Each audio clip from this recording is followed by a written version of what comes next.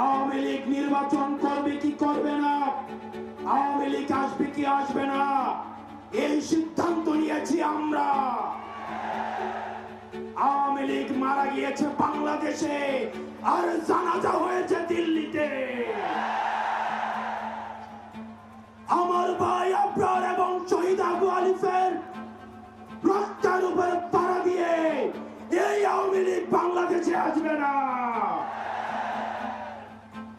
এই সংস্কার আমাদের দেশের সবচেয়ে বড় সংস্কার, আওয়ামী লীগকে নিষিদ্ধ করতে হবে।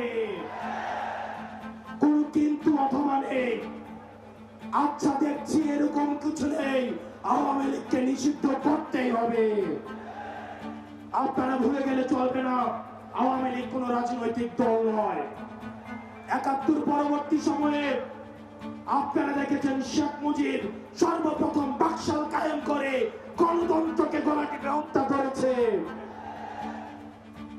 এই বাকশালী দিয়ে ৩০,০০০ জাসদ কর্মীকে হত্যা করে সারা বাংলাদেশে কসাইতন্ত্র কায়েম করেছে। আওয়ামী লীগের লুটপাটের কারণে আপনারা দেখেন